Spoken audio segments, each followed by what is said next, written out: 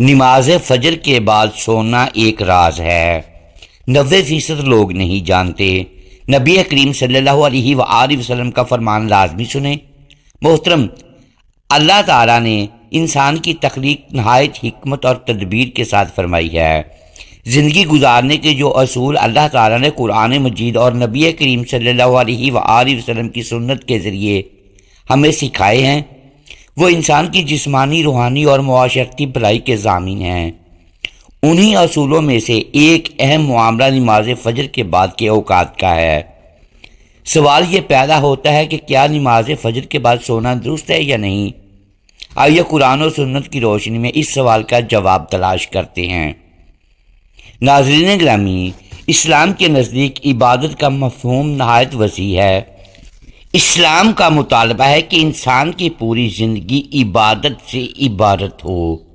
وہ اس طرح زندگی بسر کرے کہ اس کا ہر کام عبادت میں شمار ہو، اور اس کا واحد طریقہ یہی ہے کہ وہ اللہ کے بتائے ہوئے طریقے کے مطابق زندگی گزارے، ہر بات میں حکم الہی کو پیش نظر رکھے۔ اسلام اس بڑی عبادت کے لیے انسان کو جن ذرائع سے تیار اور اس کی تربیت کرتا ہے، عرف عام میں انہیں عبادت کہا جاتا ہے، لیکن دراصل یہ تمرینات عبادت ہیں۔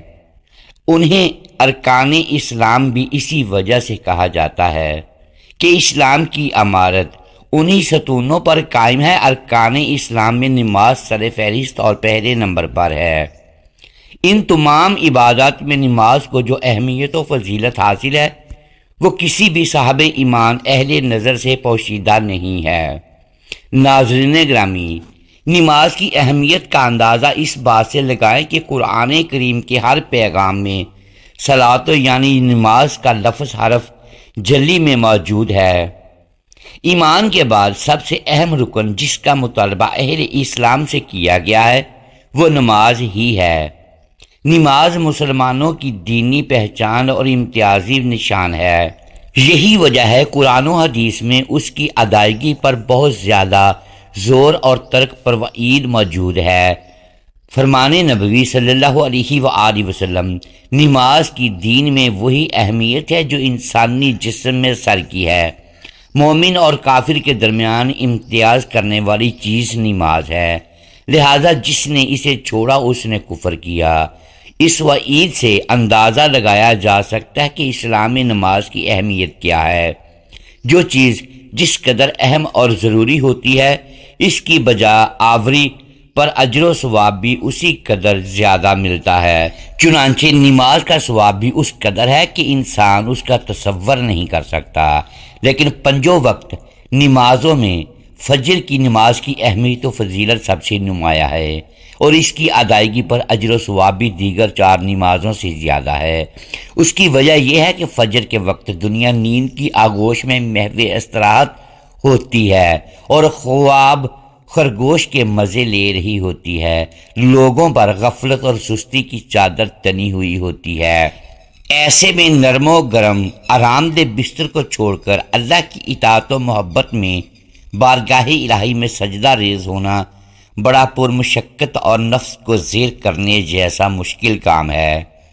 اللہ تعالیٰ کی سنت یہ ہے کہ بندے کو جس نیکی کے کرنے میں مشقت زیادہ ہو اور نفس و شیطان سے لڑنی پڑے، اللہ اس پر زیادہ اجر و ثواب عطا کرتا ہے، چاہے وہ نیکی کتنی ہو، چھوٹی کیوں نہ ہو۔ کبھی آپ کے ذہن میں یہ سوال آیا ہے کہ اللہ نے ہمیں فجر کے وقت جاگنے کا حکم کیوں دیا ہے؟ کیا فجر کا وقت صرف عنقریب پڑھنے کا وقت ہوتا ہے؟ کیا اس وقت کے پیچھے ایک راز پوشیدہ ہے؟ وہ راز کیا ہے؟ اس راز کو جاننے کے لیے ضروری ہے کہ ہم پہلے نماز کے بارے میں جانیں، جو ہم پر دن میں 5 مرتبہ فرض کی گئی ہے، اور یہ 5 نمازیں کس طرح فرض ہوئیں۔ محترم ناظرین، اس کے پیچھے بھی ایک شاندار وجہ ہے جس کا مظاہرہ سفر معراج میں اس وقت ہوا جب حضرت محمد صلی اللہ علیہ وآلہ وسلم سے اللہ تعالیٰ نے ملاقات کے وقت کے انتہائی مختصری حصے میں 7ویں آسمان سے بھی آگے تشریف لے گئے تھے۔ اس رات اللہ تعالیٰ نے ایک خاص پس منظر میں اپنے حبیب صلی اللہ علیہ وآلہ وسلم کو آسمان پر بلایا اور اپنے خصوصی انعامات سے نوازا۔ اس مبارک سفر میں اللہ تعالیٰ نے اپنے قرب خاص سے نوازا، انبیاء کرام سے ملاقاتیں کروائیں، جنت اور جہنم کا مشاہدہ کروایا گیا اور نیکیوں کی اجر و ثواب اور بروں کی انجام و عذاب کا نظارہ کروایا۔ اس عظیم سفر میں بہت سے انعامات سے نوازا گیا، جن میں ایک خاص انعام امت کے لیے نماز کا تحفہ بھی ہے اور قیامت تک کے لیے انسانوں کو اپنے معبود اور خالق سے قریب تر کرنے کا عظیم تحفہ اور عبادت یعنی نماز اسی سفر میں عطا کی گئی۔ معراج کی رات جب آپ صلی اللہ علیہ وآلہ وسلم کو اللہ نے 50 نمازوں کا حکم دیا تو حضرت موسیٰ علیہ السلام کے کہنے پر آپ نے اللہ سے 50 نمازوں میں نرمی کی درخواست کی، اور ایسا کئی بار ہوا، یہاں تک کہ اللہ نے امت محمدی صلی اللہ علیہ وآلہ وسلم کے لیے دن میں 5 نمازوں کا حکم دیا، جس کے بعد بھی حضرت موسیٰ علیہ السلام نے آپ صلی اللہ علیہ وآلہ وسلم کو 5 نمازوں میں کمی کے لیے اللہ کے پاس ایک بار پھر جانے کا مشورہ دیا، لیکن تب آپ صلی اللہ علیہ وآلہ وسلم نے فرمایا کہ میں نے اپنے رب سے کئی مرتبہ درخواست کر لی ہے، یہاں تک کہ اب مجھے حیا آ گئی ہے اور اب میں راضی ہوں اور اس حکم کو ہر طرح سے تسلیم کرتا ہوں۔ ہر نماز پڑھنا ضروری ہے اور یقیناً آپ کے لیے بھی نمازوں میں سب سے زیادہ مشکل نماز فجر کی نماز ہوگی، جس میں نیند کا غلبہ اس قدر ہوتا ہے کہ انسان بمشکل اٹھ پاتا ہے، لیکن دن کے اس خاص حصے میں جو راز پوشیدہ ہے اسے جب آپ جانو گے تو یقین کریں کہ آپ فجر کی نماز کبھی چھوڑنا نہیں چاہیں گے۔ یہاں نماز فجر کے کچھ فضائل سماعت فرمائیں۔ 5 نمازوں میں سب سے اہم نماز فجر کی ہے۔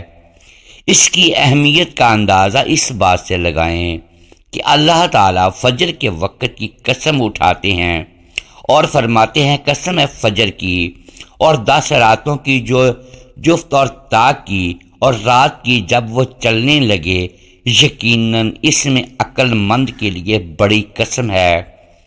حضرت عائشہ صدیقہ رضی اللہ تعالی عنہا سے روایت ہے کہ حضور اقدس صلی اللہ علیہ وآلہ وسلم ارشاد فرماتے ہیں کہ فجر کی 2 رکعتیں دنیا و مافیہ سے بہتر ہیں۔ یاد رکھیں کہ فجر کی باجماعت نماز ایک مسلمان کی صداقت اور اس کا ایمان پرکھنے کی کسوٹی ہے۔ حضرت عبداللہ بن عمر رضی اللہ تعالی عنہ فرماتے ہیں ہم اگر فجر اور عشاء کی نماز میں کسی آدمی کو نہ پاتے تو اس کے بارے میں اچھا گمان نہیں رکھتے تھے۔ فجر کی نماز جہنم سے حجاب ہے۔ جناب رسول اللہ صلی اللہ علیہ وآلہ وسلم نے فرمایا جو شخص سورج نکلنے سے پہلے اور سورج ڈوبنے سے پہلے کی نمازیں یعنی فجر اور عصر پڑھتا ہے وہ ہرگز جہنم کی آگ میں داخل نہیں ہوگا۔ فجر کی نماز جنت کی ضمان ہے۔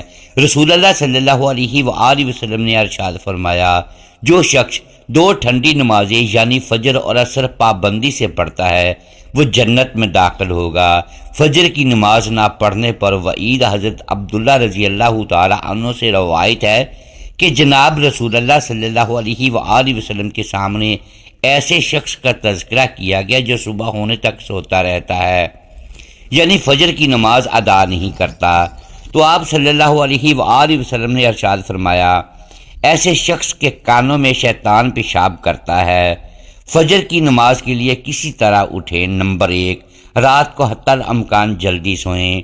نمبر 2 سوتے وقت فجر کی نماز جماعت سے ادا کرنے کا پختہ ارادہ کریں اور ارادہ کرنے میں مخلص بھی ہوں۔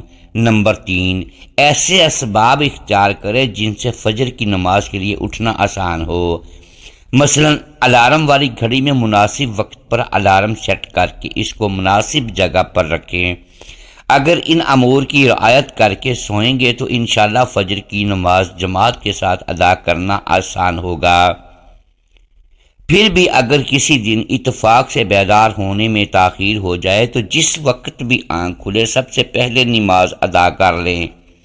انشاءاللہ تاخیر کا کوئی گناہ نہیں ہوگا، لیکن اس کو معمول بنانا گناہ پر مدامت کرنا ہے جو کسی بھی طرح جائز نہیں ہے۔ دنیا میں کئی ایسے لوگ ہیں جنہیں بے خوابی کی شکایت ہوتی ہے، جس میں وہ ساری رات سو نہیں پاتے اور پورا دن کام کاج کر کے جب رات کو بھی سو نہیں سکتے تب کئی طرح کے ذہنی اور جسمانی بیماریاں جنم لیتی ہیں، اور اس بیماری کا شکار آج ہر دوسرا تیسرا شخص ہو رہا ہے، جس کی بڑی وجہ اللہ کے احکامات کو پیچھے چھوڑ کر دنیا کی رنگینیوں کے پیچھے بھاگنا ہے۔ ساری رات جاگنے کے بعد فجر کے قریب کچھ دیر نیند آ جاتی ہے، لیکن وہ نیند جسم کو پرسکون نہیں رکھتی، جس کی وجہ سے اکثر لوگ جاگتے جاگتے اور ہر قسم کی دوائیوں کے استعمال کے باوجود جب سو نہیں پاتے تو وہ اللہ سے یہ سوال ضرور کرتے ہوں گے کہ اے اللہ مجھے نیند کیوں نہیں آتی؟ آخر کیا وجہ ہے؟ بہت کم لوگ ہوتے ہیں جو اس کیفیت میں اپنے اندر پیدا ہونے والی اس آواز کو سن پاتے ہیں، جس میں ان سے کہا جاتا ہے کہ بستر سے نکلو، نماز پڑھو، اللہ کا ذکر کرو، اور یقین کریں جو لوگ اس آواز کو سن پاتے ہیں وہ اس پر عمل کرتے ہیں، انہیں تاحیات کبھی بے خوابی کی شکایت نہیں ہوگی۔ اس حوالے سے ایک صوفی نظم ہے جسے ایک امریکی مسلم نے ترجمہ کیا ہے، جس کا ٹائٹل ہے دوبارہ مت سو جانا، صبح کی ٹھنڈی ہوائیں ایک راز لاتی ہیں تمہارے لیے، دوبارہ مت سونا، خود سے پوچھو تم کیا چاہتے ہو، دوبارہ مت سونا، لوگ دروازے کی چوکھٹ سے آ جا رہے ہیں، جہاں دو دنیائیں ملتی ہیں وہ دروازہ گول اور کھلا ہے، دوبارہ مت سونا اس نظم میں بیان کردہ دروازہ ہماری دنیا اور دوسری دنیا کا ہے، جہاں سے فرشتے ہر صبح و شام کو اترتے ہیں، جن کا ذکر اس حدیث پاک میں ملتا ہے، جس میں آپ صلی اللہ علیہ وآلہ وسلم نے فرمایا ہے کہ رات اور دن میں فرشتوں کی ڈیوٹیاں بدلتی رہتی ہیں، اور فجر اور عصر کی نمازوں میں ڈیوٹیوں پر آنے والے اور رخصت پانے والوں کا اجتماع ہوتا ہے۔ پھر تمہارے پاس رہنے والے فرشتے جب اوپر چڑھتے ہیں تو اللہ تعالیٰ پوچھتے ہیں، حالانکہ وہ ان سے بہت زیادہ اپنے بندوں کے متعلق جانتا ہے، کہ میرے بندوں کو تم نے کس حالت میں چھوڑا؟ تو وہ جواب دیتی ہیں کہ ہم نے جب ان کو چھوڑا تو وہ فجر کی نماز پڑھ رہے تھے، اور جب ان کے پاس گئے تب بھی وہ عصر کی نماز پڑھ رہے تھے۔ فجر اور عصر کی نمازوں کے اوقات میں سونے سے منع کرنے کے پیچھے بھی ایک بڑی وجہ ہے، اور وہ یہ کہ سائنس کہتی ہے کہ صبح سورج طلوع ہوتے وقت اور شام کو غروب ہونے سے پہلے سونا نہیں چاہیے، کیونکہ صبح کے وقت زمین پر آکسیجن وافر مقدار میں فراہم ہوتی ہے، جس وقت ماحول تر و تازہ ہوتا ہے، اور یہ آکسیجن آپ کو دن بھر فٹ رکھنے کے لیے انتہائی ضروری ہوتی ہے۔ تو جو اس وقت سو جاتا ہے وہ اس تازہ آکسیجن سے محروم رہ جاتے ہیں، اور عصر کے وقت زمین پر آکسیجن کی کمی ہو جاتی ہے، تو اگر کوئی سو جاتا ہے تو اس کو آکسیجن کی فراہمی کم ہوتی ہے، جس کی وجہ سے جب وہ جاگتا ہے تو اس کے سر میں درد اور طبیعت بوجھل ہو جاتی ہے، اور یہ بڑی وجہ ہے کہ دین اسلام میں ان دونوں اوقات میں سونے سے منع فرمایا گیا ہے۔ نماز فجر کے بارے میں ایسے بے شمار فضائل اور بھی ہیں جن کو ہم نہیں جان سکتے، اگر انسان ان کو جان لے تو کبھی کوتاہی نہ کرے۔ رسول اکرم صلی اللہ علیہ وآلہ وسلم کا فرمان ہے، اگر وہ لوگ عشاء اور فجر کی فضیلت کے بارے میں جان لیں تو وہ ضرور بالضرور نمازوں میں حاضر ہوں گے، چاہے ان کو خود کو گھسیٹتے ہوئے ہی لانا پڑے۔ اب آپ خود اندازہ کیجئے کہ ایک طرف ان دونوں نمازوں کی کتنی فضیلت و اہمیت ہے، اور دوسری طرف ان کی ادائیگی میں کتنی سستی اور لاپرواہی برتی جاتی ہے۔ ناظرین گرامی، وقت کی نزاکت کو مد نظر رکھتے ہوئے چلتے ہیں آج کی ویڈیو کے عنوان کی جانب، کہ فجر کے بعد سونے کا کیا راز ہے اور نبی کریم صلی اللہ علیہ وآلہ وسلم کا اس حوالے سے کیا حکم ہے، تو قرآن مجید میں براہ راست نماز فجر کے بعد سونے یا جاگنے کا حکم تفصیلاً بیان نہیں ہوا، تاہم اللہ تعالیٰ نے صبح کے وقت کو خاص اہمیت دی ہے۔ اللہ تعالیٰ فرماتے ہیں والمستغفرین بالاسحار، ترجمہ، اور وہ لوگ جو سحر کے وقت استغفار کرتے ہیں۔ یہ آیت بتاتی ہے کہ سحر کا وقت رات کے آخری حصے سے فجر تک عبادت، دعا اور استغفار کا خاص وقت ہے۔ یہ وقت اللہ تعالیٰ کے قرب کا بہترین لمحہ ہے۔ اسی طرح فرمایا، ترجمہ، اور اپنے رب کی تسبیح کرو سورج نکلنے سے پہلے اور سورج غروب ہونے سے پہلے۔ اس آیت میں بھی صبح کے وقت اللہ کی یاد کی ترغیب دی گئی ہے۔ صبح کا وقت محنت، دعا، ذکر اور عبادت کا وقت ہے، نہ کہ غفلت اور نیند کا۔ نبی کریم صلی اللہ علیہ وآلہ وسلم کا معمول تھا کہ فجر کی نماز کے بعد طلوع آفتاب تک اللہ کا ذکر فرماتے۔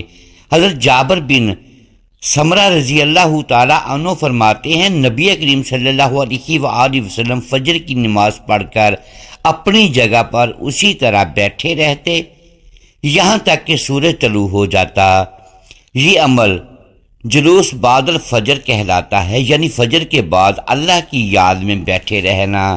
اس سے معلوم ہوتا ہے کہ نبی کریم صلی اللہ علیہ وآلہ وسلم کا طریقہ یہ تھا کہ فجر کے بعد عبادت اور ذکر میں مشغول رہتے، نہ کہ سوتے۔ ایک اور حدیث میں آیا ہے، اے اللہ میری امت کے لیے صبح کے وقت میں برکت عطا فرما، یعنی نبی کریم صلی اللہ علیہ وآلہ وسلم نے اپنی امت کے لیے صبح کے وقت میں خیر اور برکت کی دعا کی۔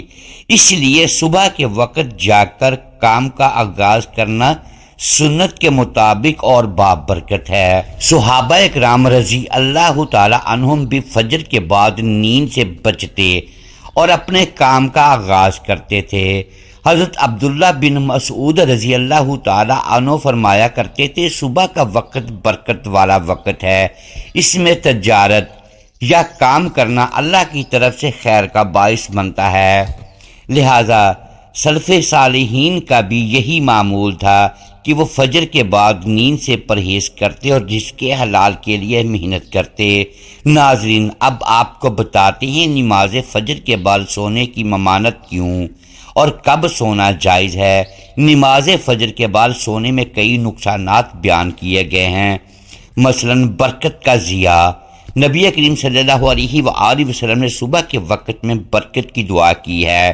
اگر انسان اس وقت کو سوتے ہوئے گزارے تو وہ اس برکت سے محروم ہو سکتا ہے۔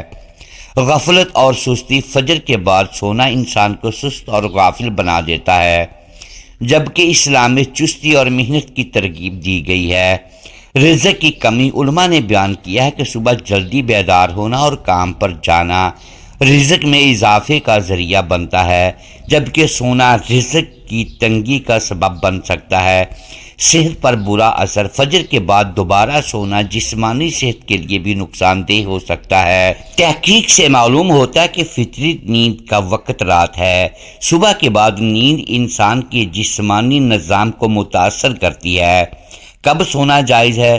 بعض علماء نے لکھا کہ اگر کوئی شخص رات بھر عبادت یا ضروری کاموں میں مشغول رہا ہو اور اسے جسمانی آرام کی ضرورت ہو تو فجر کے بعد کچھ دیر آرام کرنا جائز ہے۔